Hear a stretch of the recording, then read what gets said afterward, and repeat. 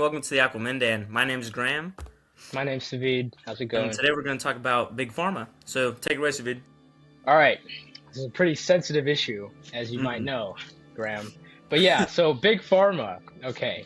This is a very big it's a controversial topic, but it's very necessary, especially for the Mm-hmm. American people, right? Drugs are important, so we're going to talk about them. Okay. Mm-hmm. So let's talk about the emergence of the pharmaceutical industry. So it first really came about, like the modern pharmaceutical industry really came about right before World War II, I'd say, Mm-hmm. 1900s to 1940s, um, and and it started with like apothecaries, just snake oil salesmen. I did see that. They said um it was like what English just what English people used to call Yeah, like the weird medicine men who gave out like exactly. herbs and stuff. Yeah, and Mm-hmm. even up until like 1900s, 1940s, it wasn't really too much based in science. It was just like Snake kind of oil, you yeah, know. snake oil, literally. Like, Mm-hmm. hey, this will work. This will cure you. Mm-hmm. It didn't really cure anything. But there was a key event that happened called the elixir sulfanoamide tragedy, which killed about 100 people because it was. I mean, there was a pharmaceutical company back Mm-hmm. then that was producing drugs, and I don't know, something happened, and one of their solvents had like poison in it, so like 100 people Oh. died. Yeah, Mm-hmm. so that, that's bad, right? So the U.S. government had to intervene, and it led to the 1938 Food, Drug, and Cosmetics Act, I think.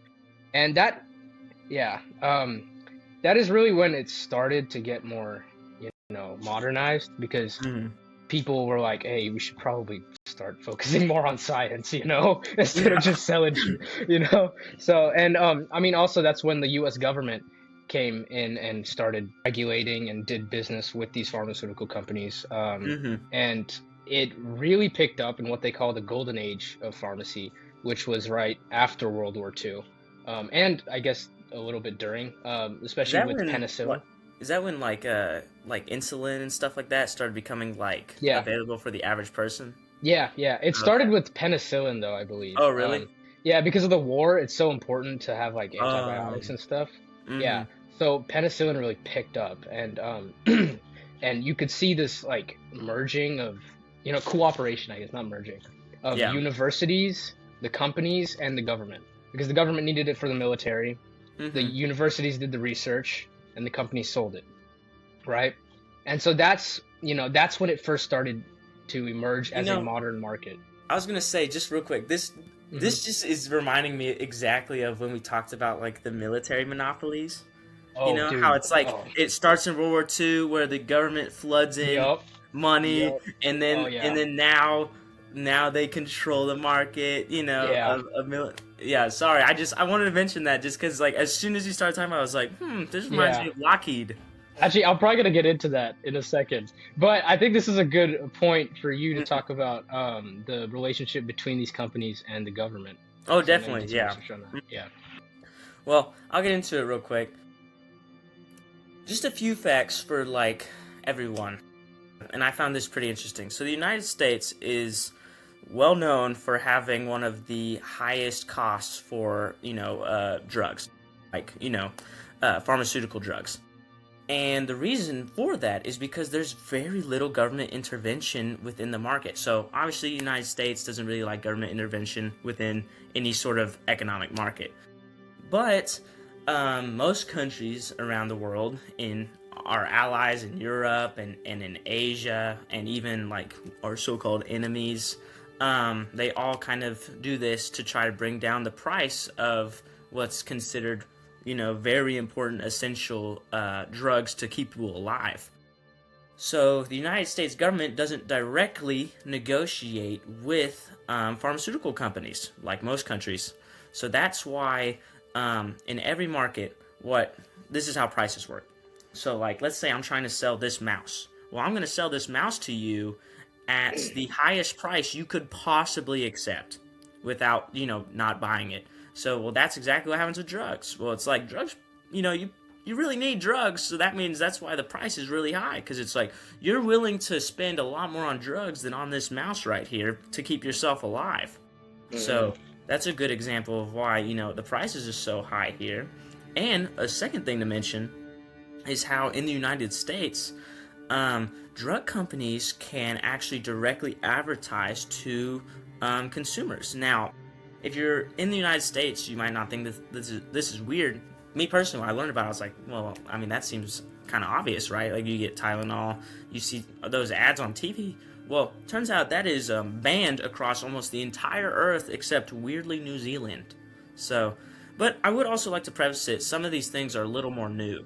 Like how the government actually did, during the Biden administration, they did do a deal for insulin, and not being able to negotiate at all really with companies was only in the like early 2000s, but it's definitely become a bigger issue Oh overall. yeah. So, I mean, this really leads into the nature of the pharmaceutical industry and its Hmm. supply chain. So we'll start with that. Okay. So, I mean, like any industry, right? You need to make medicine, what do you need? Yeah. You need raw resources, which come from poor countries, Hmm. like Cheapest. China, India. Yeah, Yeah. Well, Hmm. China's not exactly a poor country, but you know what I mean, cheap labor. And so we get the raw materials from there. Then we send them to the manufacturing facility, and then they make the drug. Okay, everything's fine. Okay. Hmm. Then we get to distribution and dispensing. That's where we kind of get, this is where the American system is very, very unique because, Hmm. specifically with dispensing, which just means giving medicine to the public, right, to the citizens. Yeah. Um, we do a lot of things that are not exactly conventional, and I'm gonna get into this, but it has a lot to do with monopolies, like you said. Hmm. And so, if you guys want to go and watch our monopolies video, that'll probably be great. So we have this thing called the middleman model, okay? And it's basically, and we use these things called pharmacy benefit managers, which act as the link between insurance, pharmacy, and the person receiving the medicine. Hmm. Okay. So it's a little hard to explain. Like it's very complicated, and that's why they do so well in America because they make Hmm. it so complex. But basically, okay, let me ask you this: where do you get your medicine? CVS. Okay, great. Just like everybody. Okay, CVS. The place you go to is a Hmm. pharmacy, right? Yeah. That's not a drug company. That's not a health insurance company. That's completely separate, at least, They're the right? distributor. Yeah, they're the dispenser, technically. The dispenser. Yeah. Oh, they give the drug to the pharmacy benefit manager, which I'm just gonna call PBM for now, okay? Is that like a separate company, or is it like? Yes. Yeah, yeah. But I mean Okay. technically. Okay. So basically, let's think of it this way. Let's say you have a lemonade stand, Hmm. okay? The lemonade stand itself is the pharmacy, Okay. okay? Your parents are the insurance company, Hmm. okay? Basically, what the pharmacy benefit manager does, right? Let's say you want a glass of lemonade, okay? You go to the lemonade stand, okay? Instead of just giving you the lemonade glass, sorry. What they're gonna do, they're gonna give the PBM, the pharmacy benefit manager, the lemonade, okay, for $1. Okay, Okay. that's how much it costs. Okay, the pharmacy benefit manager is gonna talk to your parents and be like, "Oh no, this actually costs $4." Okay, so the PBM got it for $1 from the pharmacy. Yeah. Okay, they go to your parents and they're like, "No, no, it's $4. We need $4." Hmm. Okay, which is the health insurance company. Yeah. Oh, okay, they give $4 to the pharmacy benefit manager. Okay, and they give you your glass of lemonade. But it's a much higher price. You see what I'm getting at? So your 4 times. insurance premiums are gonna go up. Hmm. You're gonna have to pay more out of pocket, right? Yeah. But it gets even deeper. Don't just hold Hmm. on. I'm not done, okay? Hmm. So we talked about monopolies, and I mentioned a concept called vertical integration, which I'm sure you remember, right? That means you just own every part of the supply chain. Yeah. The problem is, wait, where did you say you got your medicine from again? CVS. CVS. Okay. I want to put this out before we start, but the entire market is controlled by literally three pharmacy benefit managers. That's it. I think it's like 80% of the market. So they're not like, at first when you talked about them, in my head was Mhm. it like, is it like shadow companies that are like run by like the people who make the pills? So then it's like whatever money that you call them IPMs, PBMs. PBMs. So that whatever Yeah. money the PBMs make, they just ship it back to the pill It's manufacturers. similar. It's Okay. similar. But see, these PBMs, right? They rule the market because they control everything that comes. They decide what medicines go on your insurance. So every time you go to the pharmacy and they're like, "Oh, this isn't covered," that's them. You know? Yeah, they decide everything that is covered by your insurance, So okay? they tell the insurance companies what they can Yes, insure and what they can't. exactly. They regulate everything. The insurance companies give you money, right, to get the Mm-hmm. stuff or whatever, or they pay for it, okay? These guys regulate everything, Mm-hmm. okay? And there's three of them, literally three of them own the entire 80% of the American market is Mm-hmm. three companies, okay? And you're never gonna guess, but it's CVS, Caremark, okay? CVS, Caremark. We got to make the distinction here because CVS is a pharmaceutical company, a health insurance company, and a Mm-hmm. PBM. It's all Oh, three. I didn't know that CVS had its own insurance. Yeah, That's it's called crazy. I don't know Wait, how to pronounce it. what did you say was the second AETNA. one? Kmart? Caremark. Kmart? I've never heard of that. That's their PBM. You're never gonna hear of it Oh, because nobody. Yeah, okay. yeah. Okay, that's one of them. Genius. That's Genius. one of them, The other right? one's And Walgreens, then right? no, but Really? yeah, they're not Walgreens, but Express Scripts, which is another one, Okay. um, which is owned by a company called Cigna, which is also an insurance company. Mm-hmm. Okay, and we have Optum RX, which you might have heard of. That one's also pretty big. But who do you think that one's owned by? They've been in the news recently. It's a company whose CEO got murdered recently. Oh my God. Is it Yeah, health? United Healthcare. United. Okay. Yup, yup. Mm. Okay, so now you see what I'm getting at. Okay. Um, so what it is, right? It's a monopoly in every sense of the word. How are they even Because allowed to do this? Is it like I I know, did read about how like strong the pharmaceutical lobby was and how like yeah, almost every time that there's any legislation about the pharmaceutical like industry, it always goes to them. And it's like they and have yeah, everyone in their pocket. it's yeah. I mean, okay, I'll say this: they don't have too much control over manufacturing and like Well, yeah, resource because control. the Yeah, tariffs. Yeah. but as soon as the drugs get here, it's literally just three companies. It's okay. Let's Hmm. just take CVS for example. Yeah. CVS Caremark is the PBM. Hmm. Okay, CVS is the pharmacy, right?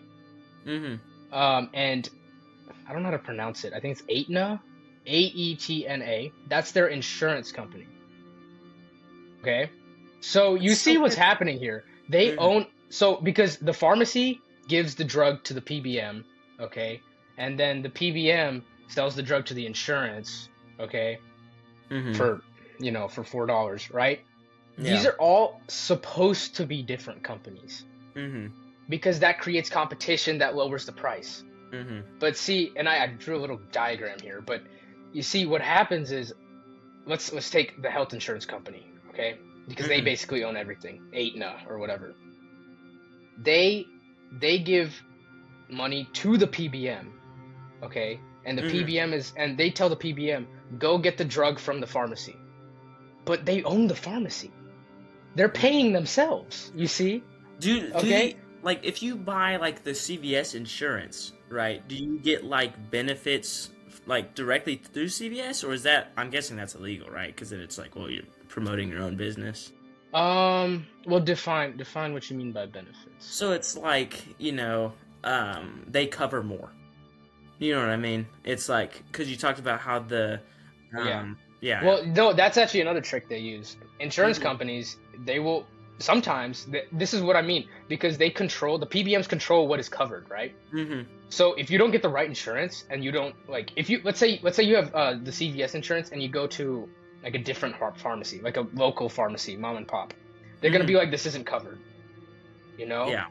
Yeah, Mm-hmm. and then if you go to CVS, they'll be like, oh, it is covered because it's their own. You Oh my see? God! Wait, whoa! That's so true. Like I was trying to get some like medicine, right, for like a skin rash, and it's like they were like, oh, we can't get it at this dealer, but if you go here, you definitely can. And I it's know, like I was I like, know. why? Like that doesn't even make It's any sense. It's crazy. the It's same. it's crazy. It's like Yeah, hundreds of dollars in difference. I think that this is a great transition to like what's going on right now with like hmm how the current administration is fighting big pharma.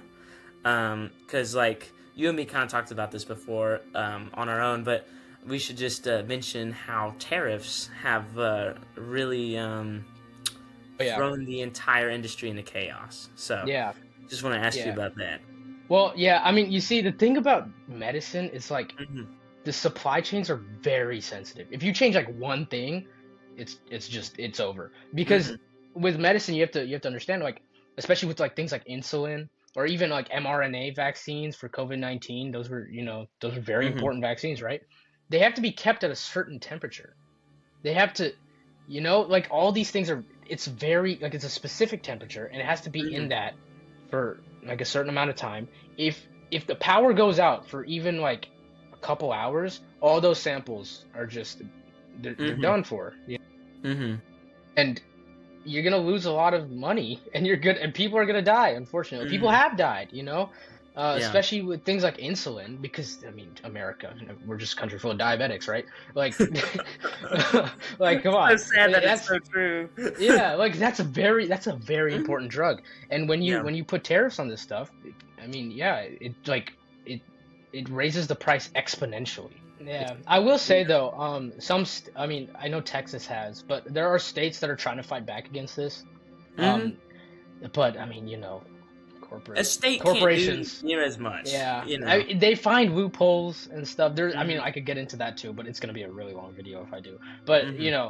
it's very complex. But I mean, one thing to add, there used to be a law that said it was you like, I mean, well, I don't know if it was a law, but basically, it was allowed that a pharmacy didn't have to tell its customers if paying cash was cheaper than just using your insurance. Because a Hmm. lot of the time it is. If you just pay Hmm. cash for something, Yeah. it actually happens to be a lot cheaper sometimes. Hmm. Very rarely, but And having to sometimes. pay the insurance and stuff. Yeah. Yeah, exactly. They weren't allowed to like do that for the longest time. And then I think there was an act that was signed um which, took that away. So Hmm. I'm not going to sit here and say that these companies are like all powerful and like nothing can Hmm. touch them. The government is doing certain things to stop this Hmm. from happening. Um, but it's very controversial. It is very controversial. But yeah. Um, I mean, they do own they own huge sections of the market. For the longest time, they were seen as like one of the biggest, strongest industries. Though it was mhm. funny. A few weeks ago, I did see like a graph, and it showed how Nvidia's entire valuation is more than every single pharmaceutical company in the United States, Yeah, which is bonkers in that's itself. We're that's definitely crazy. have to do an AI video at some point. Oh yeah, Yeah, absolutely. easily. We've been building up to it. We've Oh mentioned it. yeah, yeah. Yeah. But I mean, you see, the thing about those like tech companies, those are very important. Don't get me wrong, right? Well, they They definitely run the are. world. Yeah, Mm, but like pharmaceutical companies literally have the lives of billions of people in their hand. they do. So Like I think tech that's companies, I mean, they can kind of say the same, but not really, yeah. not to the extent that pharmaceutical and health Until they insurance start, companies. building robots with guns on it, then Oh, then we'll be a little more scared. oh yeah, yeah. But But you know, I actually I think it's a good time to talk about. I mean, we're talking about drugs, but might as well talk about hmm the opioid crisis. hmm Uh, which is very very relevant today. I mean, yeah, yeah, I don't have any statistics for this, but I know it's prescription drugs specifically. I'm gonna put that out hmm there. Prescription drug addiction is one of the worst like yeah. I also think plagues on this country. I was looking it up quite a bit too about how it's like, in America we're starting to see massive diagnoses for like antidepressant medication, ADHD medication. You're seeing it advertised everywhere because Yeah. it's legal here. So it's Hmm. like not only are you having massive addiction, but you're also having massive advertisement, and Yeah. it's like in the United States, they don't really promote therapy. They kind of promote like, hey, if you just take these pills, you'll be fine Hmm. or whatever. Yeah. And I mean, I've seen it a lot in my life of where it's like, yeah, I mean, I know some people who need it. Um, I very people who I know quite a bit. They literally can't like focus, but I know that at the same time, people who I mean don't need it a lot are like they're just Oh, yeah. being diagnosed it, and especially like 100%. and especially like those together. If you mix like ADHD medication and antidepressants, it can make people extremely erratic, and it can like depending on what kind. So you're just seeing this Yeah. just mass like you need help, Hmm. and it's I like mean, you're a college student, right? And I mhm, am. it's I'm sure you've everywhere. seen people taking Adderall. Well, not seen, but you've heard of it, right? No, I've Um, seen it. Yeah, yeah. it's Okay. like Yeah. yeah, Yeah. And hmm like some people, I mean, I've heard in the news, like some people, I mean, is Adderall's a Schedule 2 drug. Like that's a highly addictive drug. You know, hmm it's ruined people's lives. And like I mean, the college I go to, I've heard of people not, they're not diagnosed with that ADHD, but hmm they take it But they anyway. take it, yeah. hmm Yeah, it's illegal, but I mean, yeah, it's I don't know what it is, but well, I do know what it is. It literally makes you smarter, Yeah. but I mean, it's just crazy. But I mean, the reason this stuff happens is number one, like what you said, advertising, and overprescribing. So Yeah. there's a story that goes with this. The entire opioid or prescription drug crisis can be traced back to literally one incident.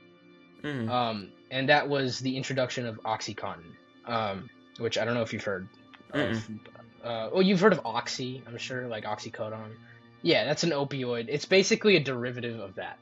Okay. And so before 1995, I think, before 1995, a people were actually scared of using opioids. They were like, "Oh, it's addictive. We can't use them," you know? hmm But then there was this company that came along called Purdue Pharma, hmm okay? And they rolled out a new drug called OxyContin. And they were like, it's an opioid. It's like oxycodone, just like hmm everybody's scared of. Everybody's scared to use opioids. It's the same thing, but we formulated it so that it's a slow releasing drug. So throughout the Okay. day, you're gonna get little hits. Like you take it hmm once, but it's not gonna, give you the high all at once. It's hmm just slowly, right? And they were like, that makes it not addictive. You're gonna be fine. You can take it as much as you want. Yeah. Later, it was proven that's not true. But hmm um, and Purdue Pharma was owned by the Sackler brothers, Okay. right? And specifically Arthur Sackler. hmm He was the man responsible for this. He wasn't even a doctor. He wasn't a biochemist. He wasn't a pharmacist. He was nothing like that. He Good was marketer. exactly. Yes. Yep. He owned the space of, advertising for This medicine. shit's gonna help you so well. Nothing's Yeah. better. Yeah. hmm Yeah. He rolled out multimedia campaigns. He even went as far, I'm not going to say bribe, but he incentivized doctors to prescribe his medicine, like to a great degree. He brought them on as speakers, he started advocacy groups, he did all this stuff just so he could sell his drug. But I mean, the guy's not a pharmacist. He doesn't know anything about biochemistry. He's not a doctor. He has, hmm I mean, like I'm gonna He go out probably on a didn't limb even think here. it was addictive. He might have He not. probably didn't. Yeah, But it's like um, it's just like doing that stuff. It's yeah, still on him for just not yeah. like Yeah, yeah, understanding yeah. his own product. Exactly. But see hmm and honestly, I will say it's partly the fault of the medical community as well because at this time, They allowed it. They took the money. yeah. Yeah, Yeah. exactly. And at the time people were treating pain as what they call a fifth vital sign. They're like we got to hmm treat pain just like we treat blood pressure. hmm Like we start I'm going to sound like a boomer or what. People don't have enough pain in their lives, man. Like Yeah. It's like it's we're trying to just like comfort people's lives to yeah. an extent where they can't just like Yeah. when you if anything's wrong with you, like if you're feeling any pain, something's wrong with you. And Yep. it's like that's just Yep. if you got a tummy ache, take a pill. It's like Yeah. sometimes, bro, you just gotta tank that, Yep, exactly. the Yeah. diarrhea. You know? Yeah, yeah, and it's like it because they made so much money off of it. Doctors were over prescribing stuff. Like, oh, you broke your leg? Hmm. Let me give you opioids, bro. Like, come Hmm. on.